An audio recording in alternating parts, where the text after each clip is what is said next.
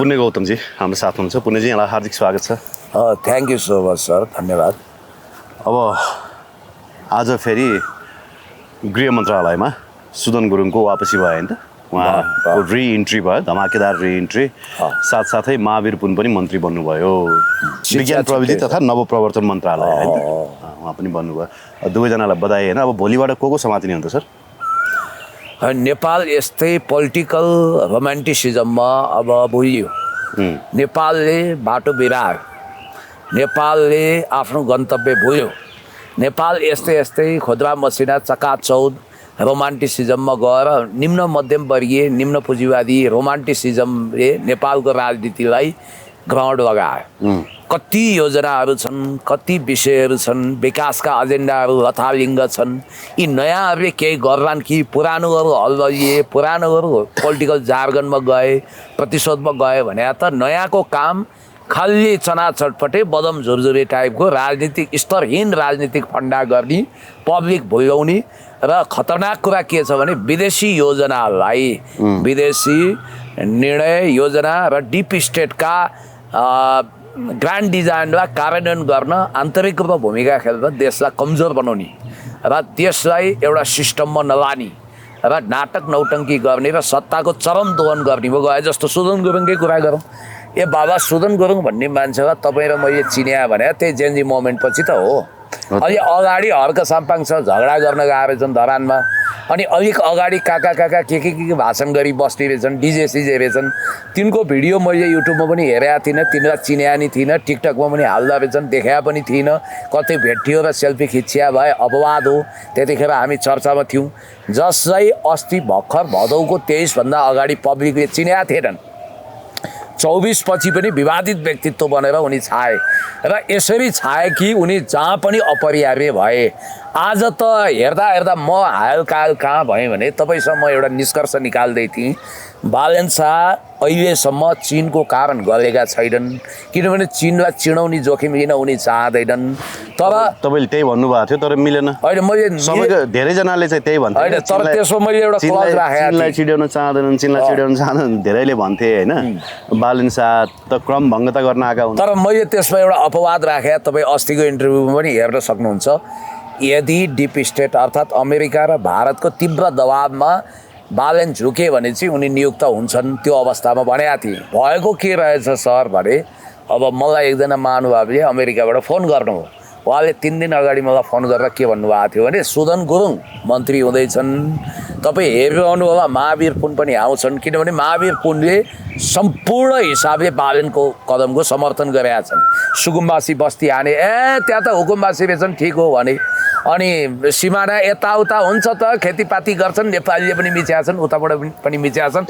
देश भनेर केही पनि होइन। त्यो हर्के र सुरेन्द्र केसीको दिमागमै गोबर भरिया छ, हर्क साम्पाङ बुद्धिहीन हो भनेर उनलाई पनि खेदो खने। अनि यता हरेक कदममा समर्थन गर्दै जाँदा यी पनि तपाईँको सदस्यता नलिएका राष्ट्रपा हुन् भनेर मैले भनेको थिएँ। उनलाई पनि मन्त्री बनाए। अब सुदन गुरुङको त यतो होनाइस थाहा साला भन्ने एउटा डायलग छ नि, त्यस्तै उनी त आउनु नै थियो, आए। सबभन्दा एकदमै डरलाग्दो कुरा के छ भने विधिको शासन खल्बलियो। अब यो घटना त्यतिखेर भएको छ जतिखेर रवि लामिछाने लगत्तै शिशिर खनाल दिल्ली भ्रमण गर्छन्। र मैले पाएको सूचना, मलाई अमेरिकाबाट एकजना कूटनीतिक व्यक्तिले फोन गरेर के भन्नुभयो, कूटनीतिज्ञले भने अमेरिकी भारतको लागि अमेरिकी राजदूतसँग नभेटी नहुने परिस्थिति इन्डियनहरूले खडा गरे अरे रवि लामिछानेलाई। उनले त्यहाँ भेटेपछि उनले इन्डियनबाट पनि त्यही असाइनमेन्ट पाए कि जसरी पनि हामी सुदन गुरुङलाई गृहमन्त्री देख्न चाहन्छौँ। त्यसपछि भारतको लागि अमेरिकी राजदूतले त स्पष्ट रूपमा बालन शाहलाई शिशिर खनालले पनि भेटे आउन्, एकदम क्रिस्टल क्लियर त्यो म्यासेज दिएर। मैले भेटायो हो र सर्जियो गोरलाई? हो, गोप्य रूपमा भेटेका छन्। त्यो बाहिर तथ्यहरू आएको छ। अब त्यहाँ त भेट्ने फुर्सद। अनि यहाँ आएर पल कपुरले के निर्देशन दिए त? अमेरिकी सहायक विदेश मन्त्रीले जसरी पनि सुदन गुरुङलाई गृहमन्त्री बनाउनुपर्छ भनेकै हो त, त्यो असाइनमेन्ट लिएकै हो। यति बुझ्नुहोस् कि डिप स्टेट जसरी पनि तिब्बतियन मुद्दामा खेल्न चाहन्छ, तिब्बतियन मुद्दा फैलाउन चाहन्छ, तिब्बतीहरूलाई सहुलियत दिन चाहन्छ, चीनलाई अप्ठ्यारो पार्न चाहन्छ, असंलग्न परराष्ट्र नीति र पञ्चशीलता भत्काउन चाहन्छ। कठोरभन्दा कठोर स्वभावका बालन शाहको गृहमन्त्रीको अझ कठोर व्यक्ति सुदनलाई ल्याउन चाहन्छ। यस्तो सुदनलाई ल्याउनुमा हामीलाई कुनै ऊ छैन होइन। सुदनले क्लिन चिट पाएका हुन् भने उनी फेरि गृह मन्त्रालयको पद सम्हाल्नु हाम्रै उमेर समूहका, अझ हामीभन्दा धेरै यङ पनि छन्, त्यतिको व्यक्तिले गृह मन्त्रालय समात्नु होइन, पुराना नेताहरूलाई हायल कायल बनाउनु भनेको त्यसमा हामीले समर्थनै गर्नुपर्छ। तर कुरा के भने दीपक भट्टले अहिलेसम्म क्लिन चिट पाएका छैनन्। अनि जुन मुख्य विवादको जड थियो दीपक भट्टको, विवादास्पद व्यवसायी दीपक भट्टको कम्पनीमा सुदन गुरुङको संस्थापक सेयर भनी थियो, त्यो विषयमा अब यो जुन पछि छानबिन आयोग भन्यो त्यो प्रवेशै गरेन कि त दीपक भट्टले पनि क्लिन चिट पाउनुपर्ने हो। दीपक भट्टले अहिलेसम्म क्लिन चिट पाएका छैनन्। अझ गम्भीर विषय के भने नि सर, तपाईँले सुरुदेखि भन्दै आउनु भएको थियो नेपालबाट 15औं दलाई लामा घोषणा गर्ने भन्नुहुन्थ्यो। यो विषयलाई मैले अस्ति पनि भने, मैले धेरै हल्का रूपमा लिएको थिएँ, एकदमै लाइटली लिएको थिएँ कि तपाईँले बोलिरहनुहुन्छ यो एउटा के भने प्रतिपक्षको आरोप लगाउने एउटा धर्म होला जस्तो लाग्थ्यो। हुन त तपाईँका कतिपय कुरा नमिलेका पनि छन्, मिलेका पनि छन् होइन। तर यो विषय यति गम्भीर भएर आयो कि मलाई गोपाल प्रसाईजीले रवि लामिछानेको भारत भ्रमण लगत्तै फोनै गर्नुभएको थियो। एकदमै गम्भीर कुरा आयो है, भारतले यस्तो खालको प्रस्ताव राख्यो, अमेरिकाको पनि यही चाहना छ भन्नुभयो। उहाँले हिजो त इन्टरभ्यूमै आएर पनि भन्नुभएको छ, यो कुरा एक्सपोजै गर्नुभएको छ होइन। त्यही अनुरूप चाहिँ अब के भन्छ एक्सन अगाडि बढेको जस्तो देखियो। यता रवि लामिछानेको मुद्दा फिर्ता होइन, पर्सा जिल्ला अदालतले पनि रवि लामिछानेको मुद्दा संशोधन गर्ने अनुमति दियो। यता तपाईँको फेरि सुदन गुरुङलाई तपाईँको गृहमन्त्री बन्ने बाटो खुल्यो भने पछाडि अब त्यो 15औं दलाई लामा नेपालबाट घोषणा गर्नको लागि जुन जुन रङ्गमञ्चहरू तयार गर्नु छ त्यो चाहिँ तयार हुँदैछ कि जस्तो दुर्गा प्रसादले पनि यही दाबी गरेका छन्। दुर्गाको पनि दाबी यही छ। हुन त गोप्य रूपमा जीवी राईलाई दिल्लीमै भेट्या भनेर पनि भनेका छन्। अब दुर्गा दाईको कुरा कति हाउडे हो, कति यथार्थ हो, सबै कुरा त म पत्याउँदिनँ। तर अब गोपाल प्रसाईजीले दिएको सूचना चाहिँ मलाई अलि अथेन्टिक लाग्छ, किनभने आरके यादवको इन्टरभ्यू मिलाइदिने पनि उहाँ नै हो होइन। आरके यादवसँग पनि राम्रो सम्बन्ध भएको मान्छे, धेरै तपाईँको इनसाइडर इन्फर्मेसन छ, उहाँ पहुँच राख्नुहुन्छ। दिल्लीको इन्फर्मेसन सठिक ल्याउनुहुन्छ उहाँले, ल्याउनुहुन्छ होइन। दिल्लीमा तार जोडिएका धेरै मान्छे उहाँका यारी दोस्ती छन्, चाहे दूतावासभित्र चाहे बाहिर। उहाँले अथेन्टिक सूचना ल्याउनु। अब कसैले माने पनि नमाने पनि के भन्छ तपाईँले भने जस्तो चीनलाई अप्ठ्यारो पार्ने, यसलाई अप्ठ्यारो पार्ने भन्ने यस्तो कुरा चाहिँ मलाई लाग्दैन। मलाई चाहिँ के लाग्यो भने अब देश रहला कि नरहला भन्ने मात्रै डर लाग्न थाल्यो। गाह्रो छ। तपाईँको भारत र पश्चिमा एउटा कुरामा सहमत रहेछन्, त्यो भनेको के भने नेपालमा प्रीतिबद्ध गतिविधि चर्काउने, नेपालमा तपाईँको अननेसेसरी हिंसा फैलाउने र नेपालमा टिओबीको गतिविधि व्यापक बनाएर 15औं दलाई लामा नेपालबाट घोषणा गर्नु भारतको पनि के बाध्यता रहेछ भने दलाई लामालाई त बोक्नु पर्यो, तर नयाँ दलाई लामा ऊ बोक्न तयार छैन चाइना र रसियाको कारण। त्यसकारण उसले नेपाललाई टाँसो लाउँदैछ र यहीँ घोषणा गरेर यहीँ गुम्बा बनाएर नेपालमा तिब्बती गतिविधि खुलेआम गरेर पश्चिमाहरूले चीन हान्ने रणनीति लिएको हुनाले अब हामी तपाईँले एउटा चिन्ता जताउनु भयो। युगोस्लाभिया यस्तै भू राजनीतिक तानातानले गर्दा सर्बिया, मोन्टेनेग्रो, मेसेडोनिया, बोस्निया हर्जगोभिना आदि इत्यादि बाल्टिक गणराज्य टुक्रा टुक्रा भयो, सोभियत युनियन सिद्धियो। तपाईँले युगोस्लाभियाको कुरा गर्नुभयो होइन, मलाई त ठ्याक्कै डाक्टर विजय मिश्रको इन्टरभ्यू पो याद आयो। उहाँले के भन्नुभएको थियो धेरै अगाडि भने, मैले त उहाँलाई यो देशद्रोही तर्क हो है सर पनि भनेको थिएँ, नेपालको सिमाना अब खुम्चिन सक्छ भन्नुभएको थियो क्या उहाँले त्यति बेला। आज होइन 3-4 महिना अगाडि, यो चुनाव हुनुभन्दा अगाडि नै नेपालको सिमाना चाहिँ एकदमै छोटो ठाउँमा चाहिँ बााउन्ड्री खुम्चिन सक्छ, भारतले पनि अलिअलि पाउने, चाइनालाई पनि तपाईँको पेल्नको लागि चाहिँ नेपालको सिमाना चाहिँ अब खुम्च्याउन सक्छन् भन्नुभएको थियो क्या। जयकृष्ण गोयल जो अहिले भूमिगतै हुनुहुन्छ, उहाँले त एउटा नक्सा नै सार्वजनिक गर्नुभएको थियो, कोशी प्रदेश सहित समग्र तराईलाई चाहिँ एउटा छुट्टै देश भनेर उहाँले गरिरहनु भएको छ। अब सीके राउतले त समग्र मधेस एउटा अलग राष्ट्र भनेर होइन, सुगौली सन्धि अगाडि मधेस छुट्टै देश थियो, उसको घातक परिभाषा हेर्नु न। सुगौली सन्धि अब 1950 को शान्ति मैत्री सन्धिबाट विस्थापित गर्नुपर्छ। त्यो विस्थापित हुनासाथ ग्रेटर नेपालले बनाउन सक्दैन, किनभने लडाइँ लडेर हामी भारतको भूभाग लिन सक्दैनौँ।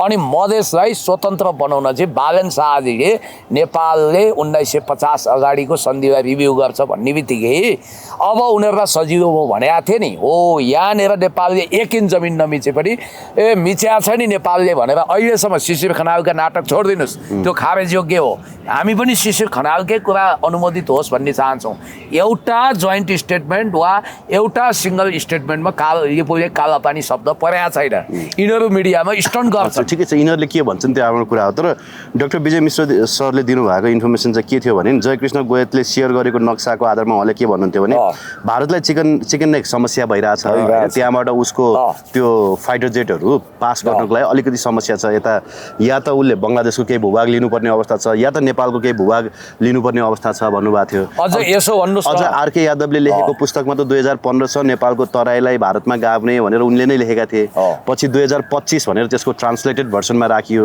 भने पछाडि अब भारतलाई पनि आफू खुसी उसको चाहना पुरा हुने यता अमेरिकन्सहरूलाई पनि तपाईँको छुट्टै दलाइ लामा सहितको एउटा छुट्टै राष्ट्र घोषणा गर्ने भनेपछि ठ्याक्कै गोपाल प्रसाद सरले दुईवटा कुरा भन्नुभएको थियो है एउटा 15औं दलाइ लामा नेपालबाट स्थापित गर्ने अर्को हृदयेन्द्रलाई राजा बनाउने भन्नुभएको थियो क्या ठ्याक्कै इन्डिया र अमेरिकाको इन्ट्रेस्ट ठ्याक्क मिल्यो जस्तो लाग्छ मलाई हो यहीँनिर काम भइरहेछ तपाईँको यहाँनिर के छ भने मधेसलाई तत्काल बफर स्टेट बनाएर इथियोपियाबाट एरिट्रिया अलग आए जस्तै सुडान एनेक्स गरे जस्तै उत्तरी र दक्षिणी सुडान इन्डोनेसियाबाट स्टिमोर अलग आए जस्तै युगोस्लाभिया सेपरेट विभाजित गरे जस्तै मधेस नामक नयाँ देश जन्माउनकै लागि आज तपाईँलाई सम्झना छ तपाईँ होइन तपाईँको भतिज हुनुहुन्थ्यो हाम्रो सन्दीप खत्रीजी उहाँसँग मैले आजभन्दा 6-7 वर्ष अगाडि एउटा इन्टरभ्यू ललितपुरमा गरेको थिएँ त्यहाँ मैले के भनेको थिएँ भने सिकर आउट पिस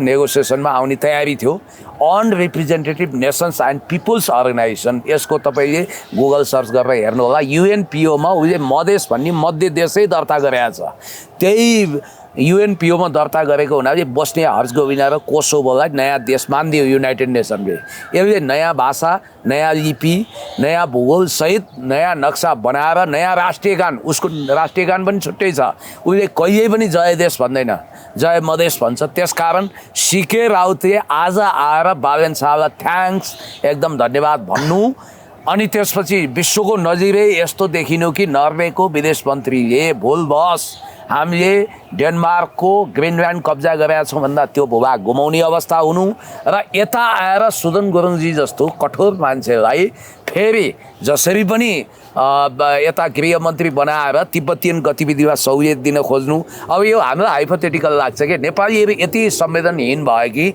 हिजो आत्महत्या गर्ने शालिग्राम जमर कटेललाई के अरे शालिग्राम पुडा सैनीलाई गाली गर्ने पनि हामी नि हेर्नुहोस् है आत्महत्या गरेर बिचरा ज्यान त्यागेका छन् रवि लामिछानेलाई यसो भन्छस् भनेर हामी गाली गर्थ्यौँ अनि त्यति मात्रै होइन जेनजीका भाइ बहिनीहरूले स्पष्ट रूपमा उजुरी नै हालेका छन् उजुरी लिन मानेन उनीहरू के भन्छन् भने लिपुले कालापानी लिम्पियाधुरा हाम्रो हो भनेर आन्दोलन हामीले गऱ्यौँ एक हप्ता अगाडि परराष्ट्र मन्त्रीलाई भेट्न जाँदा तपाईँहरू के भन्दै हुनुहुन्छ नेपालले पनि भूभाग कब्जा गरेको छ भनेर पहिले उहाँले भन्नु मैले भिडियो पनि तपाईँलाई देखाएको थिएँ नि तिनै भाइ बहिनीहरू जेनजीका मोमेन्टका देशभक्त भाइ बहिनीहरूले माइती गर्न आन्दोलन गर्दा तिनीलाई पक्रिएपछि आज बहाल भएका सुदन गुरुङ गृहमन्त्रीले यिनीलाई गएर मार हप्काउनु भएछ के भन्नुभएछ एकचोटि सुनौँ यी भाइहरूको कुरा भारतका विरुद्ध तिमीहरू बोल्यो भने तिमीहरूलाई आजीवन कारावासको व्यवस्था हुन्छ भनेर भन्नुभएको छ अर्को कुरा सुन्नुहोस् नेपालको भूमि भारतले मात्र होइन भारतले भन्दा 2/3 भूमि नेपालले मिच्या छ भन्नुभएको छ उहाँहरूले भन्नुभएको छ सुदन गुरुङले त्यो सीसीटीभी फुटेज निकाल्यो न केका लागि राख्यो त सीसीटीभी झुटो बोल्या भए हामीलाई कारबाही होला नि त त्यसो भयो यति आत्मविश्वासका साथ यी भाइ भन्छन् त्यति मात्रै होइन जेनजीका भाइ बहिनीहरूको निष्कर्षै के छ भने उनीहरूमाथि त्यहाँभित्र धम्काउने काम भयो अब यहाँ अर्को भाइले के भन्छन् सुन एउटा ठुला कक्षमा आएर हिरासतमा आएर मेरो त सार एउटै हो क्या उहाँहरूले भने सुनौ न एकचोटि टिओबीको नाइके हिजो हाम्रो भाइ बहिनीलाई भड्काएर यो आन्दोलनमा पानी बाँड्ने नाममा आएको एउटा अराजक व्यक्ति एउटा अराजक मान्छे आज जेनजीका नाममा आज हामी यो देशको छोड्दिउँ के स्वतन्त्रता र राष्ट्रियता र अब यी भाइ बहिनीहरू तिम्रा बाबा खाडीमा हाम्रा के अरे तिम्रा बाबा गाडीमा हाम्रा बाबा खाडीमा भनेर यी भाइ बहिनीहरू आन्दोलनमा आए। यी भाइ बहिनीका बाबा अहिले पनि खाडीमै छन्। ती आन्दोलनको नेतृत्व लिनेहरू सबै गाडीमा छन्। कुरा क्लियर छ त। त्यो केपी खनालजी त कस्तो राम्रो गाडीमा हिँड्नु हुँदो रहेछ मान्ने केपी खनालजी। अस्ति मैले देखाएको थिएँ, अब उहाँको गाडी हो कसको थाहा छैन, तर यस्तो राम्रो होइन, खुब मन पऱ्यो मलाई त्यो गाडी। कुन ब्रान्डको हो चाहिँ थाहा छैन, बट आई लाइक इट। होइन यिनीहरू के भनेर आए, नेपो बेबी भने, देशको बजेट दुरुपयोग भयो भने, अब पेसा गर, इमान्दारीपूर्वक काम गर, कर तिर, पैसा कमाऊ, तर तिमीलाई नाजायज रूपमा धनी बन्ने अवसर छैन भने अहिले उया हामीसँग एक कप चिया खुवाइदिन्छ कि भनेर आशले आउने कथित अभियन्ता अहिले सांसद भएछन्। हिजो हुन त एउटा न्युजमा सबै आएको छ, ककरले डिस्कर्डमा योजना बनाए, को जलाउन गयो भनेर विवरण आएको छ। त्यो पनि फेरि राष्ट्रिय अनुसन्धानको चाहिँ रिपोर्टको आधारमा भनेर नेपाल न्युज भन्ने एउटा वेबसाइटले लेखेको रहेछ। त्यसले फेरि पुरै मनगढन्ती कहानी लेखाएको छ कि सर। बरु हामीलाई सोधेको भए त्योभन्दा अथेन्टिक सूचना चाहिँ हामी दिन्थ्यौँ कि। हामीलाई सोधेको भए नि तपाईँलाई 100% म भन्छु त्योभन्दा केही महत्त्वपूर्ण इन्फर्मेसनहरू म दिन्थेँ कि। सही हो। ल खैर त्यतातिर नजाउँ। मनगढन्ती कहानी लेखाएको छ कि कहाँ स्वागत नेपाल रे बालकृष्ण नेउपानेलाई लगेर जोडेर बब्लु गुप्ता हेमराज थापा लगेर जोडेको छ। बेग्लै कुरा हो, बेग्लै सेक्सन हो। कहिलेको कुरा ल्याएर तपाईँलाई यति कुरा भनौँ कि देशमा अहिले बालन शाहको सरकार एक हिसाबले ठट्टा पनि गरिरहेको छ। मलाई राजदूत बन्न मन लाग्यो, फोन नम्बर चाहियो भनेर घरि स्ट्याटस लेख्छन्। अब यो केटाकेटी आयो, गोली चलायो, मट्याङ्ग्राको सत्यानाश। त्योभन्दा पनि के हुँदो रहेछ भने डिप स्टेटको छनौट दुनियाँभरमा सबभन्दा पङ्गु, अराजनीतिक तर अत्यन्तै भल्गर प्लस क्रूर मान्छे नै उनीहरू शासकको रूपमा छान्दा रहेछन्। चाहे भ्लादिमिर जेलेन्स्की युक्रेनमा छानुन्, चाहे यहाँ बालन शाहहरूको छनौट। अब यो देशको अस्तित्वमाथि तपाईँ मैले चिन्ता गरेर पिरलिएका छौँ, तर मान्छे एक खालको चकाचौध घातक किसिमको रोमान्टिसिजममा हिँडे। मान्छेलाई के लागिरहेछ भने वाउ क्या रमाइलो। युक्रेनियन्सहरूलाई पनि यस्तै लागिरहेको थियो होला। हो त्यस्तै लाग्यो। युक्रेनियन्सहरूलाई पनि देश त अब विकास भयो होइन, राजनीतिक कलाकारिताबाट मख होइन। तर अब यहाँ हेर्नु न, अर्थमन्त्रीको कुरा सुन्नु न। हिजो आफै तपाईँको प्रतिपक्षमा हुँदाखेरि उहाँले औँला ठडाएर भन्नुभएको रहेछ, तपाईँमाथि आरोप लागिसके पछाडि तपाईँ आफैले छानबिन गरेको कहाँ हुन्छ, तपाईँले नैतिकताको आधारमा राजीनामा दिएर चाहिँ सघाउनुहोस् भनेर उहाँले बोल्नुभएको रहेछ कि। अहिलेको माननीय अर्थमन्त्री स्वर्णिम वाग्लेज्यूले सङ्घीय संसदमै उभिएर बोल्नु भएको रहेछ। आज उहाँमाथि आरोप लागे पछाडि उहाँले नैतिकता नदेखाउने कि हिजो म गलत थिएँ भन्नु पऱ्यो कि आज म गलत छु भन्नु पऱ्यो नि सर। पर्दैन। हेर्नुहोस् त त्यो BYD गाडीमा त्यत्रो कर छली प्रकरण, थ्याङ्क यू धेरै माननीयज्यूहरूले उठाउनु भयो, नत्र अस्तिसम्म कसैले पनि उठाएको थिएनन्। अहिले त सङ्घीय संसद खुलेर होला, नत्र फेसबुक मार्फत अन्य मार्फत पनि उनीहरूले उठाउन सक्थे, कसैले उठाएका थिएनन्। केही दिन सामसुङमा भयो। यत्रो बजेटको दर हेरफेरका सूचना कसरी लिक भयो। हाम्रो के अरे माननीय ज्ञानबहादुर साईले भन्नुभएको छ अर्थमन्त्री बाहेक अर्थ सचिवलाई पनि यो इन्फर्मेसन थाहा हुँदैन, कसरी लिक भयो, उहाँले राजद्रोहको मुद्दा लगाउनुपर्छ भन्नुभएको छ। करका दरहरू हेरफेर भएका छन्, त्यसपछि बजेटको पाना तपाईँको संशोधन गरेर नयाँ पाना हालिएका छन्। यो गम्भीर अपराध हो, आर्थिक आतङ्क र अपराध हो। त्यो बाहेक BYD गाडीको कुरा त छताछुल्ल, त्यो जताततै छताछुल्ल हुँदा पनि, लाजै लजाउने अवस्था हुँदा पनि हिजो त्यही कुरा अरूको हकमा हुँदा हाहाकार गर्ने, ए त्यो ट्याउ लाल बत्तीवाला गाडी लिएर नहिँडौँ है, अब सांसद मन्त्रीको बजेट खारेज गरिदिउँ, के अरे भत्ता खारेज गरिदिउँ है भन्ने। अर्थमन्त्रीज्यूले नि यति विद्वान अर्थमन्त्रीज्यूले हिजो सङ्घीय संसदमा आफैले बोलेको कुरा एकचोटि दोहोऱ्याएर हेरे हुन्छ नि त। हुन्छ नि, एकचोटि दोहोऱ्याएर हेरे हुन्छ। उहाँले सामान्य पनि नैतिकता त देखाउनुपर्छ नि। अब के भन्दैछन् यहाँ चिया पसलेवालाहरू, अनुसन्धान हुँदैछ त भन्छन् क्या। अनुसन्धान के गरेछ भने तिनीहरूलाई विभागीय कारबाही गरेर यता मन्त्रालयतिर कता तानेछन्। त्यो कारबाही हो सर, त्यो अनुसन्धान हो।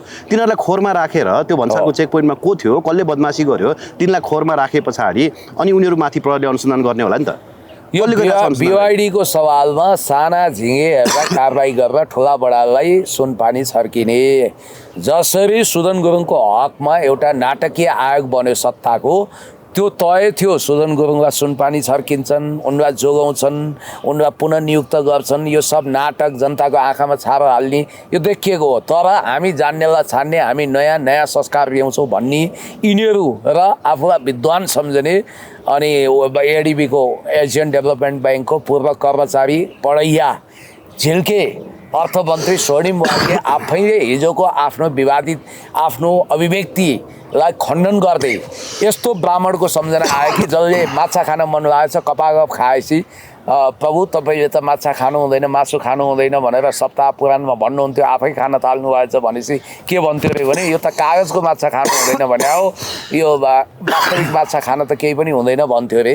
त्यसै गरी यहाँनिर यो पाखण्ड, यो ढोङ यति ठुलो घपला हुन थालेको छ, यति ठुलो भ्रष्टाचारको नियत छर्लङ्ग भएको छ, यति धेरै गडबडी भएको छ। करको दर हेरफेर गर्ने गरी हिजो जनार्दन शर्माले त्यो काम गरे भनेर त्यत्रो आलोचना गरेको भनेपछि यो नयाँ भनौदाहरूको कुकर्मको घडा भरिँदा पनि अझै पनि यिनीहरू ठिक, अझै पनि यिनीहरूले ठिकै गरेका छन् भनेर कसैले सोध्छ भने त्योभन्दा ठुलो मूर्खता केही पनि छैन। र देश चाहिँ योरा सर सम्पूर्ण हिसाबले, अर्थ राजनीतिक हिसाबले सखाप हुँदैछ। आज संसारमा आर्थिक चिन्ता छ, फिलिपिन्समा भूकम्प गयो, हामी दुखी छौँ। किमले स्वागत गरिरहेका छन् अब सी जिनपिङलाई। अमेरिका भ्रमणको निम्ता पाएका सी जिनपिङ अमेरिका भ्रमण नगरेर आज कोरिया भ्रमण, DPRK Democratic People's Republic of Korea, प्रजातान्त्रिक जनगणतन्त्र कोरिया भिजिट गर्दैछन्। उनीहरूको बहस आर्थिक छ। तपाईँलाई एउटा कुरा थाहा छ, अब उत्तर कोरिया भनिने डिपिआरके कोरियामा चीनले खरबौँ डलर निवेश गरेर ठुला ठुला औद्योगिक सहर बनाउँदैछ। सर हामी कति पछाडि परिसक्यौँ विकासमा। अब दक्षिण कोरियालाई हेरेको हेरे बनाउने गरी विकास गर्छौँ भनिरहेछन् भनेपछि हामी कहाँ समृद्धिको बहस छ, हामी कहाँ निर्माणको बहस छ, हामी कहाँ के गर्ने बहस छ भन्दा कसलाई पक्रिने, कसलाई हाल्ने, कसलाई रिभेन्ज दिने, यो त अगाएकाहरूले गरेको फन्टुस बहस हो। यसबाट देश विकास हुँदैन। महँगीले आकाश छोएको छ, आर्थिक अवस्था तन्नम छ, स्वदेशान्तर व्यापार घाटा बढेको छ, निर्यात व्यापार ठप्प छ, औद्योगिक पुँजीवाद फस्टाउन सकेका छैन, वित्तीय पुँजीवाद बेहालमा छ, एकाधिकार पुँजीवाद आएको छ, गरिब मारा बजेट आएको छ, कर छ, नेपाल फेल्ड स्टेटमा जाँदैछ। त्यसमाथि पनि इन्डो वेस्टवाला डिप स्टेटले नेपालमा आफ्नो सेना राखेर नेपालबाट दलाइ लामा नयाँ घोषणा गरेर देशलाई अस्थिर बनाएर देशको सार्वभौम सत्तामाथि पार गरेर यस्तो प्रधानमन्त्री जसले यस्तो अब सुदन गुरुङलाई गृहमन्त्री बनाउनु र नबनाउने के फरक छ र? उनी यसै पनि एक्टिङ गृहमन्त्रीकै रूपमा थिए। उनी जुनसुकै प्रहरी कार्यालयमा डिफेक्टो गृहमन्त्री नै थिए उनी, होइन? डिफेक्टो थिए। डिजुरे बालन साहबले त्यो पद अकुपाइड गरेका थिए, तर डिफ्याक्टो व्यावहारिक हिसाबले उनी गृहमन्त्री सोसेर काम गरिरहेका थिए। थर्काउने, धम्काउने, अब उनकै आदेश मान्ने, उनलाई नै सब कुछ मान्ने, मै हुन्छु भनेर उनले अस्ति नै घोषणा गरेका थिए। त्यसकारण इतिहासमा पदहरूको अवमूल्यन यति धेरै कहिल्यै भएन। त्यो कुर्सीमा बिपी कोइराला जस्तो महान व्यक्ति बसे, आज सुदन गुरुङ बस्दैछन्। अब हाम्रो बहस चाहिँ कतातिर गयो? अब हुन त तपाईँलाई यो विषय असान्दर्भिक हो, कोट्याउन त्यति जायज छैन भन्नुहुन्थ्यो अहिले अफ इयरमा। म भन्छु हरेक कुरोको क्वालिटी घट्यो। हिजो हाम्रो त्यत्रो स्तरीय बहस गर्ने टिकाराम यात्रीजी हुनुहुन्थ्यो, राजेन्द्र बानिया हुनुहुन्थ्यो। आज त्यो टेलिभिजनमा अर्धनग्न टाइपका राजेन्द्र खड्गी जान्छन् अनि त्यही चर्काचर्की भन्ने कार्यक्रम बजाउँछ। कुनमा अर्को फेरि अर्को झिल्के जान्छ, मुद्दाको अभियुक्त जान्छ अनि ऊ समाजसेवी भई खान्छ। अब टेलिभिजनहरू, मिडियाहरू यति स्तरहीन भयो कि राजनीतिसँगै उनीहरूले पनि आफ्नो स्तरीयता गुमाएका छन्।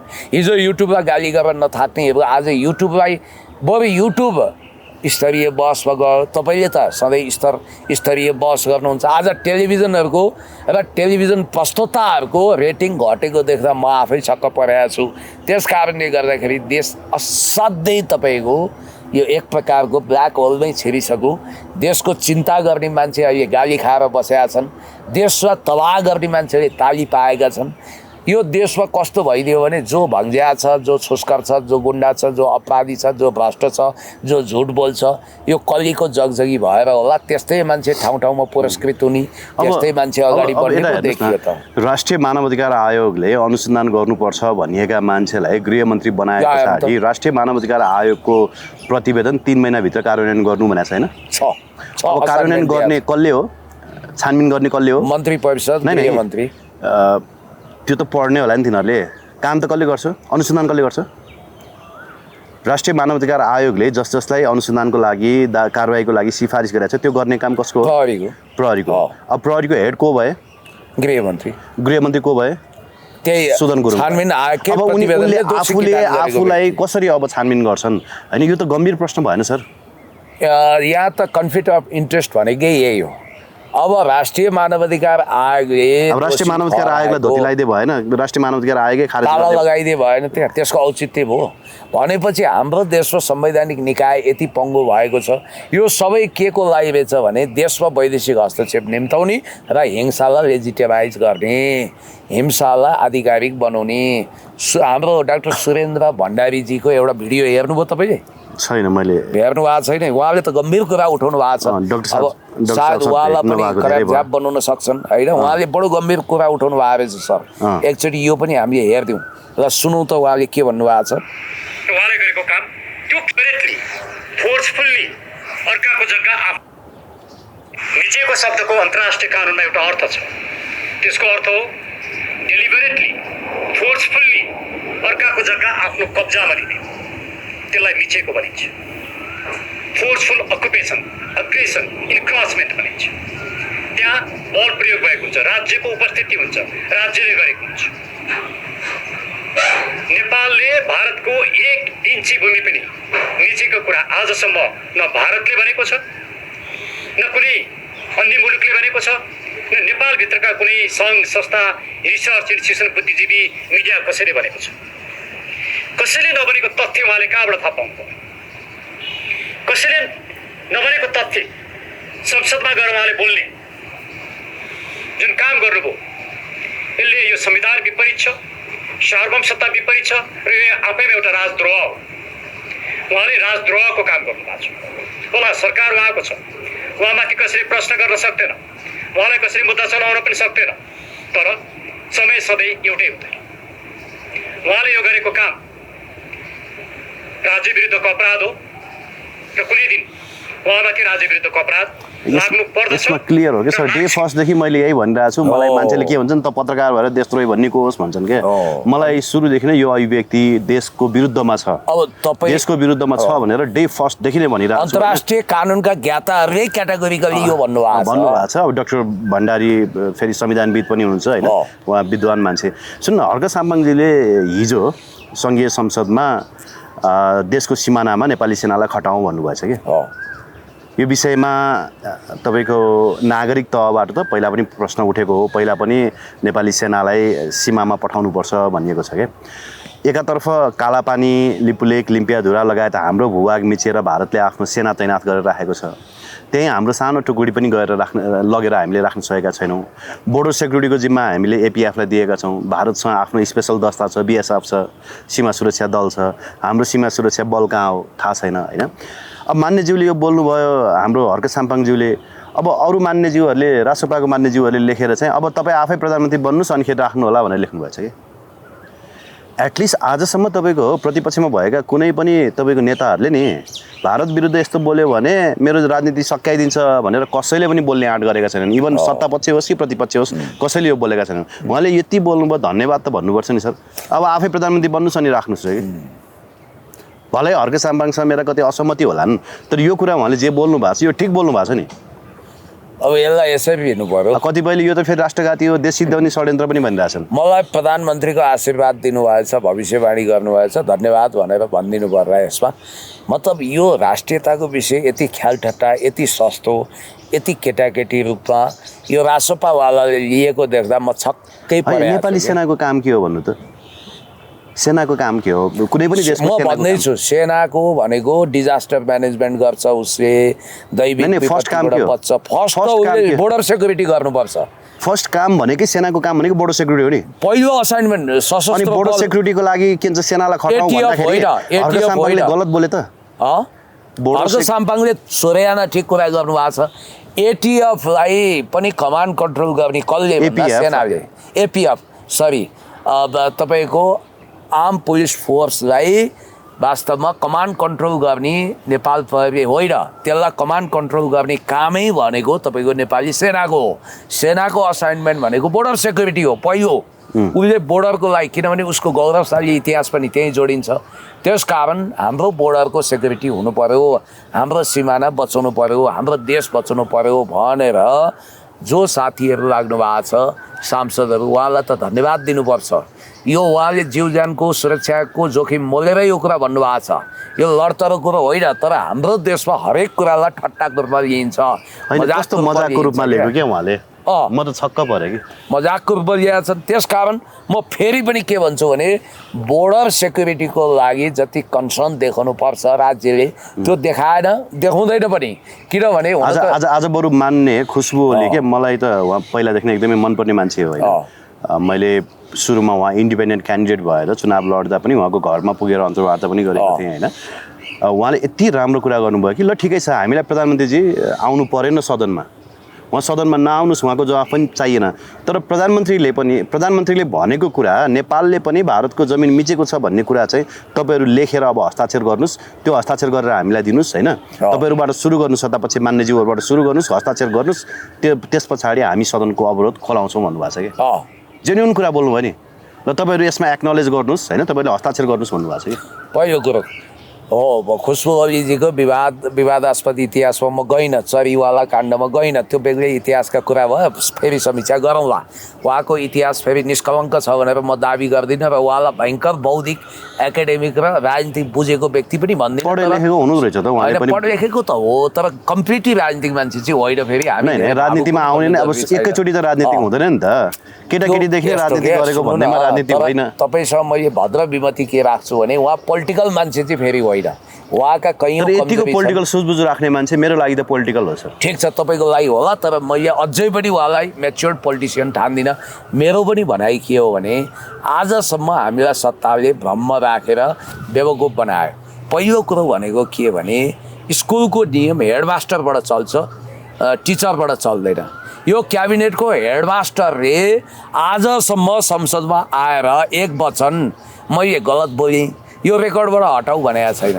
उसको सहायक पात्र क्याबिनेट कहाँ भने रवि लामिछानेले के भने सुन्नु भएन? प्रधानमन्त्रीजी आउनुहुन्न, परराष्ट्र मन्त्रीजीले जवाफ दिनुहुन्छ, पुगेन भने म बोल्छु रे। एउटा कुरो के छ भने नि भात चाहिँ रविजीले खाएर प्रधानमन्त्रीलाई पुग्छ त? अगाउँछ गल्ती प्रधानमन्त्रीले गर्ने, अनि त्यसपछि सच्याउन अरू आएर हुन्छ। फेरि यहाँनिर अर्को यो व्यावहारिक भन्दा पनि कानुनी कुरा छ। यसमा लेजिटिमेसी कसको हुन्छ, कसको बोली फेरि कहाँ बोलियो भन्ने कुरोले कम अर्थ राख्छ। मिडियामा आएर त्यो एस जयशङ्करसँग भेट्दा, मोदीलाई भेट्दा, शिशिर खनाल वा रवि लामिछानेले नेपालको सिमानाको विषयमा कुरा उठाए, बाहिर आएर बढ्ता गफ गर्ने, मान्छेलाई बेवकुफ बनाउने, प्रेस नोट जारी गर्छन्, डिप्लोमेटिक नोट भन्छन्। यिनीहरूले सबभन्दा ठुलो ढाँट कुरा कहाँ गरिदिए भने अझसम्म सुन्नुहोस् है, अझसम्म रवि लामिछाने त्यो छोडिदिनुहोस्, अझसम्म बालेन शाहले उनले एक दुईवटा टोलीलाई भेट्दाखेरि चुप लाग्ने अनुमति दिए, हप्काए। उनले जे भनेका छन् त्यसमा उनको चट्टानी अडान छ। नेपालले मिचेकै छ भन्ने क्याबिनेटको अहिलेसम्मको ठहर छ। याद गर्नुहोस् है, जबसम्म बालेन शाह आफैले सच्याउँदैनन् तबसम्म क्याप्टेन अफ क्याबिनेट भनेको प्रधानमन्त्री हो। प्रधानमन्त्रीले सार्वभौम संसदमा बोलेकै कुरा अथेन्टिक मानिन्छ।